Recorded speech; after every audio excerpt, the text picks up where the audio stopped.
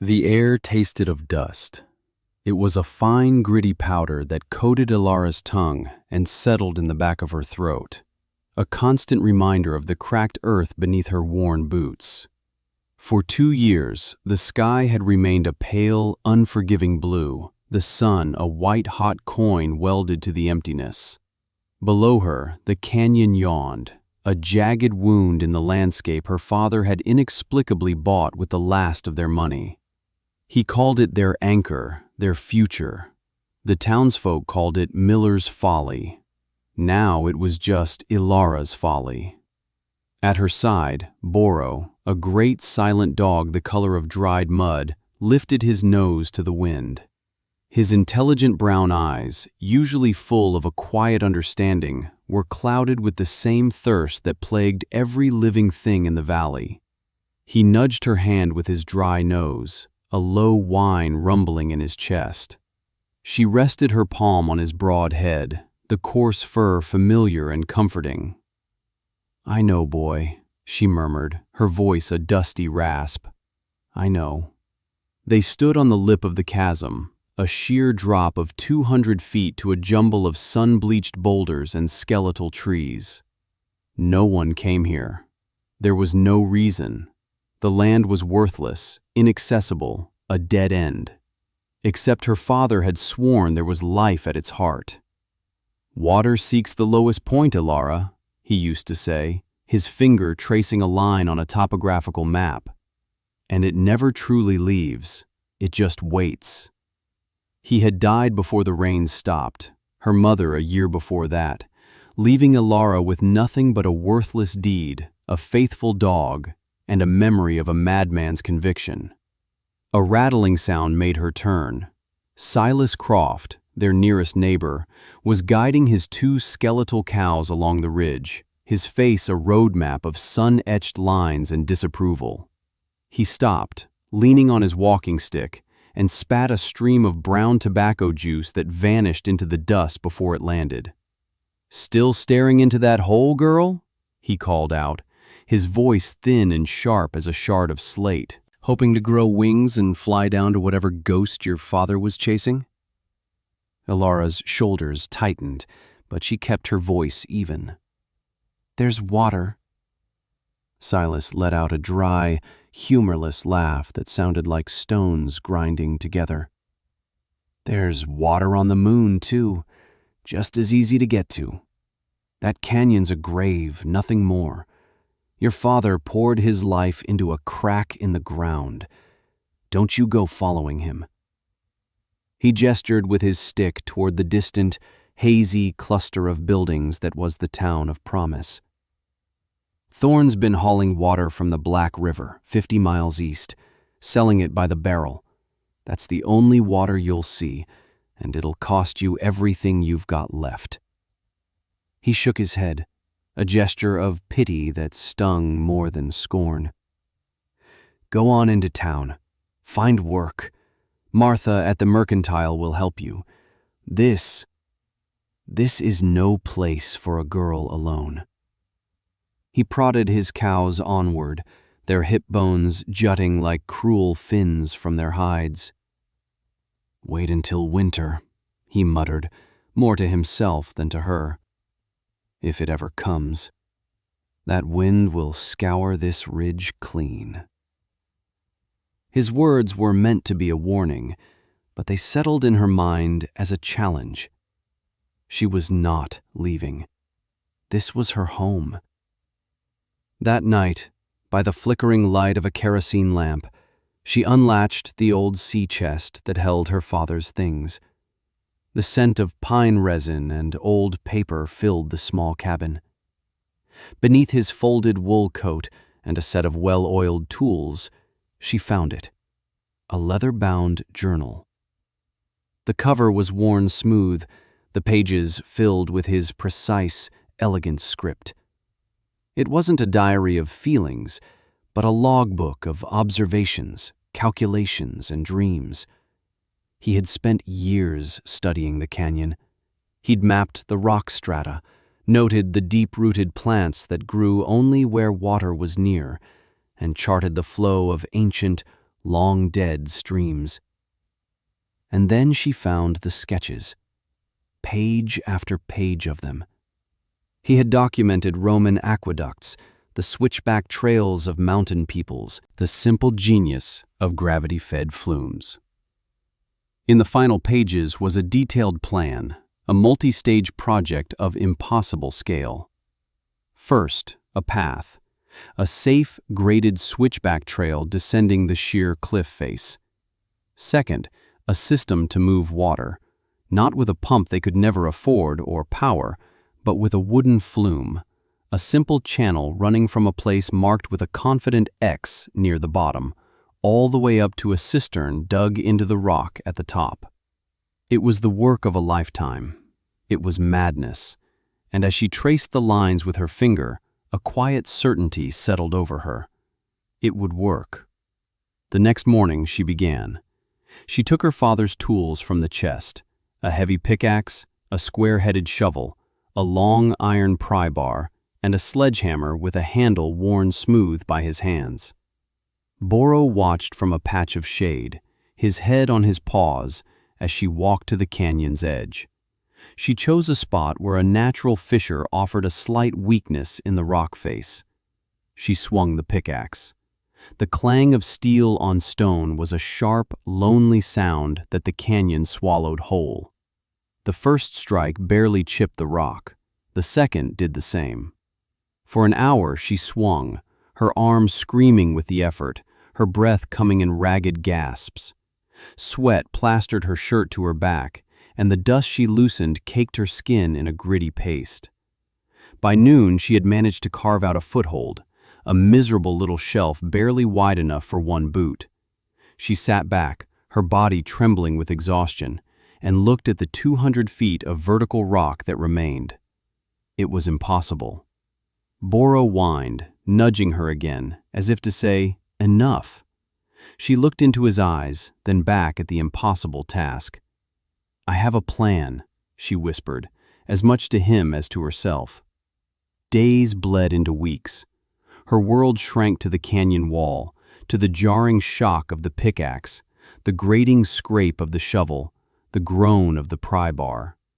She learned the language of the rock, the soft, crumbling sandstone that gave way easily, the hard, crystalline granite that fought back with every swing, sending sparks flying into the dry air. Her hands, soft from a year of mourning, blistered, then bled, then hardened into calloused claws. She learned to work with the sun, starting before dawn in the cool gray light and resting during the brutal heat of midday, sharing her water and a piece of dried bread with Boro in the sliver of shade cast by a juniper tree.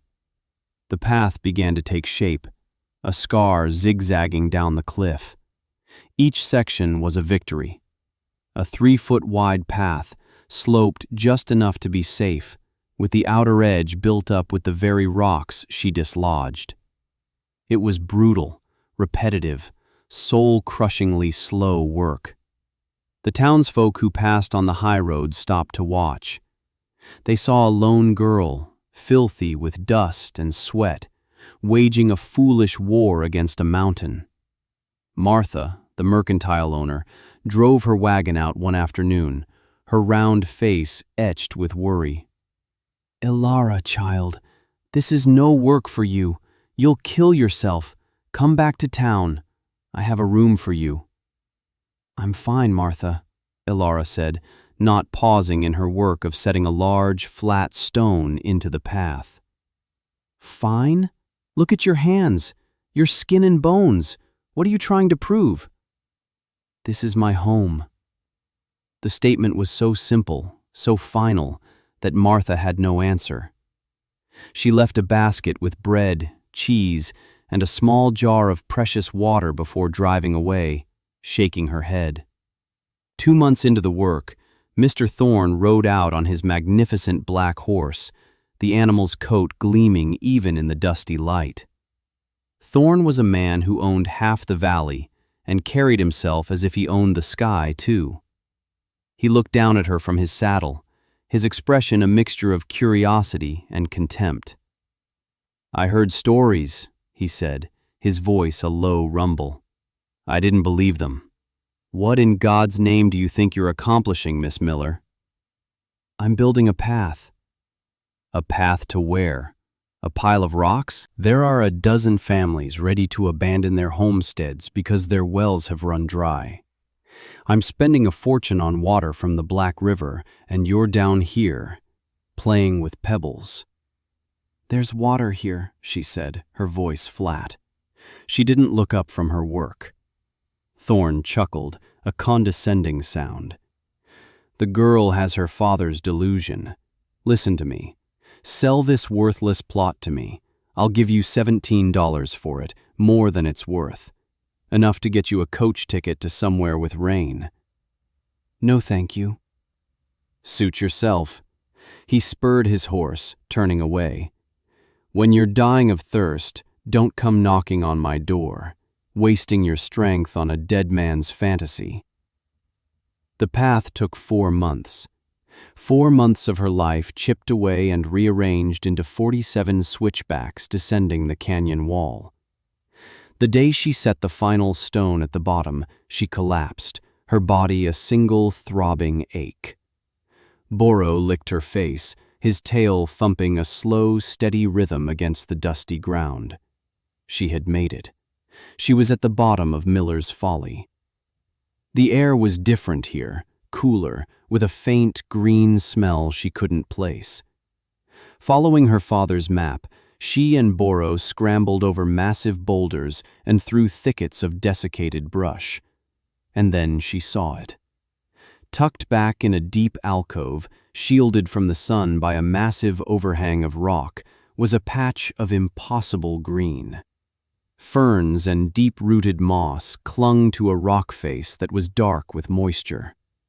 A steady, crystalline trickle of water, no thicker than her thumb, emerged from a fissure in the rock, pooling in a small, stone-lined basin before vanishing back into the sand.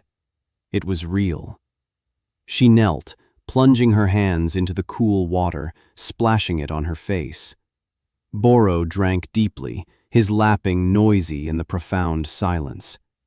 It wasn't a river, not even a stream, but it was constant. It was life. She looked up, back at the path she had carved. It looked like a fragile thread stitched onto an immense blanket of stone. The first part was done. Now, the second, even more impossible task began. The flume required timber. The ridge was dotted with stunted junipers, but her father's journal specified pine. Stronger, straighter, easier to work. The nearest stand was 2 miles east, a grove the logging companies had ignored. For a week, she did nothing but sharpen the blade of her father's felling axe and the teeth of his crosscut saw. Then, day by day, she and Boro made the trek. She would spend a morning felling a single, straight tree, its fall echoing like a gunshot in the silent landscape. The rest of the day, and often part of the next, was spent hauling it back. She couldn't lift the massive logs. Instead, she used leverage and patience, rolling them over smaller logs, dragging them with a rope looped around her shoulders, her boots digging for purchase in the hard-packed earth. Boro would walk beside her, whining with concern as she strained, sometimes grabbing the end of the rope in his teeth as if to help. Each log was a monumental effort, a battle of will against weight and friction. She brought back 17 logs, laying them out near the cabin like the bones of some great beast. The construction of the flume was a work of patient carpentry. She hewed 2 sides of each log flat with a broadaxe, the rhythmic thunk, thunk, thunk becoming the new soundtrack of her days. She notched the ends, fitting them together in a long, continuous line. To create the channel, she used a chisel and mallet, slowly, painstakingly carving a U-shaped groove down the length of each timber. It was agonizing work. A few inches a day was a victory. When the channel was carved, she sealed it with pine pitch she'd gathered and rendered herself, the smoky, acrid smell clinging to her clothes and hair. As she worked, she built the support structures, A-frame trestles of varying heights that would carry the flume from the canyon floor up along the path she had built. This was the most dangerous part. She had to anchor the trestles to the rock face, drilling holes with a star drill and a hammer, then pounding in iron spikes. She worked with ropes, tying herself to sturdy junipers at the top, learning to trust the knots her father had taught her. More than once she slipped, her fall arrested with a jarring jerk that left her dangling, heart hammering against her ribs, until she could find a foothold and scramble back to safety. Boro would sit at the top of the path, watching her every move, never barking, but his entire body was a taut line of anxiety until she was back on solid ground. Silas passed by again one afternoon as she was hoisting a heavy timber into place. He just stood there for a long time, watching her strain. He didn't mock her this time. He just shook his head slowly and walked on, a flicker of something unreadable in his eyes. Not pity, perhaps, but a grudging, confused respect. The drought, meanwhile, was tightening its grip like a fist. The creek that fed the town well had dwindled to a series of stagnant puddles. The price of Thorn's water had doubled. People began to talk of leaving, of abandoning the valley altogether. Their doubt was a constant, invisible pressure, but Ilara ignored it. She had the work. The work was real. It took her another 6 months. The flume was a wooden serpent clinging to the side of the canyon, a testament to 300 days of sweat and blood and splinters. The final piece was a cistern, which she dug out of the earth at the top of the path, lining it with clay she'd carried up, bucket by bucket, from a deposit near the spring.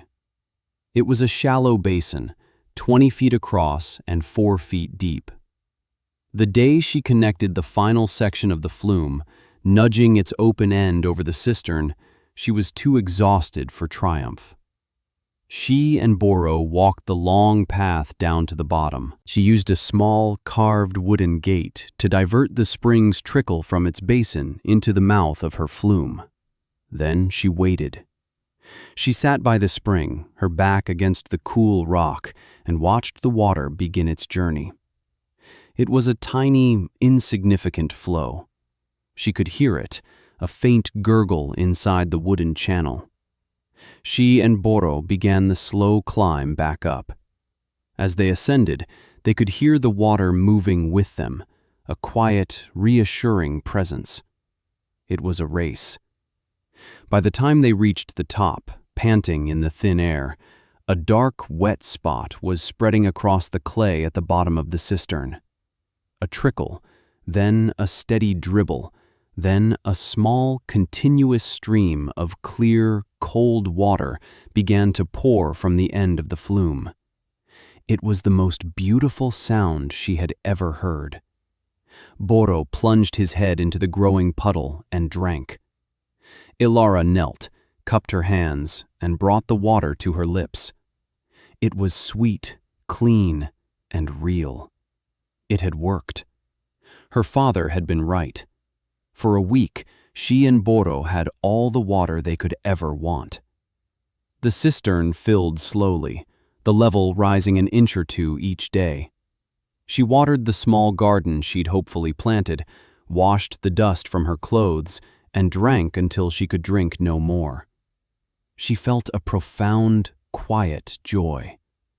She had not conquered the canyon. She had listened to it. She had made a bargain with it. Then the sky turned yellow.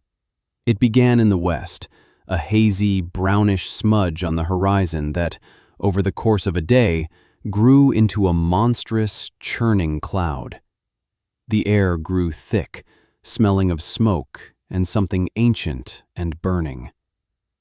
A dry lightning storm had passed through the high peaks a week earlier, and a spark had found purchase in the tinder-dry forest. Now, driven by a hot, relentless wind. A wildfire was sweeping down from the mountains, consuming everything in its path. Panic seized the town of Promise. People loaded wagons with what little they could carry. The volunteer fire brigade was useless. Their well was dry, their water barrels empty. The fire was a living thing, a roaring beast that devoured acres in minutes. Mr. Thorne, his face pale with a fear that stripped away his arrogance, rode his horse to a lather, organizing a futile defense of his ranch, which lay directly in the fire's path. The town was next. A stream of refugees began to head east, away from the blaze. But Silas Croft, his face grim, turned his wagon in the other direction. He drove his 2 cows and his wife toward Ilara's cabin. Others saw him and followed, not knowing why, driven by some instinct that the strange girl on the canyon's edge was their only hope. They found her not at her cabin, but at the cistern, calmly digging a shallow trench that diverted the overflow down a natural gully away from her path. The cistern was nearly full, a placid, impossible mirror reflecting the terrible orange-black sky. "The fire's coming," Silas said, his voice raw. "We're finished." Ilara looked at him, then at the 24 terrified faces behind him. "There's water," she said. For the first time, no one laughed. Thorne arrived minutes later, his fine clothes singed, his face blackened with soot. He stared at the cistern as if it were a mirage. "My God," he breathed. "It's real." "The flume," Ilara said, pointing. "It's wood. The fire will take it if embers cross the canyon." A new kind of energy surged through the small crowd. It was not the energy of panic, but of purpose. Led by Thorne, who stripped off his ruined coat without a word, they formed a bucket brigade. They used their own precious drinking water to soak blankets and lay them over the wooden flume. They filled every container they had from Ilara's cistern. The fire reached the far rim of the canyon, and the heat was like a blast furnace. Great waves of it rolled across the chasm. Embers, carried by the wind, rained down like fiery snow. The men and women, led by the girl they had mocked, beat them out with wet sacks, their faces grim and determined. Ilara's path became a lifeline, allowing them to get down to the cooler air of the canyon floor to refill buckets directly from the spring's basin when the cistern ran low. The fire raged for 2 days. The town of Promise was saved by a quirk of the wind, but Thorne's ranch was at the epicenter. The main house was threatened, the barns full of hay ready to explode. They used Ilara's water. They ferried it in barrels on Thorne's own wagons, back and forth, a desperate, continuous loop. Her small, thumb-sized trickle of water, accumulated over a week, became the weapon that held the line. Her flume, the waste of good timber, became a firebreak, its soaked wood refusing to catch, the wet ground around its base extinguishing the embers that landed there. She worked alongside them, her small frame moving with an efficiency that shamed the big men. She knew the path, the leverage points, the rhythms of the work. This was her world. When the fire finally burned itself out against a barren ridgeline to the south, a smoky, exhausted silence fell over the valley. The world was black and gray. Thorne's ranch was saved. The town was saved. They gathered at the head of her path, a silent, soot-stained congregation. Their homes were still standing because of Ilara's folly. Mr. Thorne was the first to speak. He stood before her, his arrogance burned away, leaving only a humbled, weary man. He looked at her calloused hands, at the cistern, at the path winding down into the canyon. "I owe you my home," he said, his voice thick with emotion. "I owe you my life. I was a fool." He held out his hand, not for a handshake, but open, a plea. "Whatever you need, to reinforce this, to make it permanent, it's yours. Men, materials, anything." Silas stepped forward next, his old eyes wet. He took off his dusty hat and held it over his heart. "I watched my own well dry up while I was laughing at you," he said, his voice cracking. "I told you to wait until winter. I was the one who needed to wait. Wait and see what a real heart could do." He looked at the ground, then back at her. "I'm sorry, girl. We're all sorry." Ilara just nodded. She was too tired for words. Martha came and wrapped her in a hug that smelled of smoke and gratitude, and for the first time since her father died, Ilara felt she was not alone. The seasons turned. The first winter brought rains, heavy and relentless, that washed the ash from the landscape and filled the canyon with the roar of a temporary river. But Ilara's path held. Her rock walls, built with care, channeled the water away. The flume, now reinforced with iron straps provided by Thorne's blacksmith, delivered its steady stream to the cistern, which had been expanded and lined with cut stone. The town of Promise did not dry up and blow away. It thrived. The water was free to all. It became the heart of the community, the place where people gathered. They called it the Miller Spring. Ilara's folly was now Ilara's gift. Years passed. Ilara remained in her small cabin, the quiet guardian of the water. She taught the children of the town how to maintain the flume, how to clear it of leaves, how to patch a leak. She showed them the path, explaining why each stone was placed as it was. She never married, never had children of her own, but the entire town became her family. Boro grew old. His muzzle turned a soft, frosty gray, his movements slow and deliberate. He spent his days sleeping in the sun near the cistern, his job of watching over her now shared by an entire community. One clear autumn afternoon, when Boro was 17, he did not get up to greet her. She found him lying in his favorite spot, his head on his paws as if he were only sleeping. His great, patient heart had simply stopped. She buried him on the ridge overlooking the path he had watched her build, marking the spot with a single, smooth river stone. She sat with him until the sun went down, one hand resting on the fresh earth.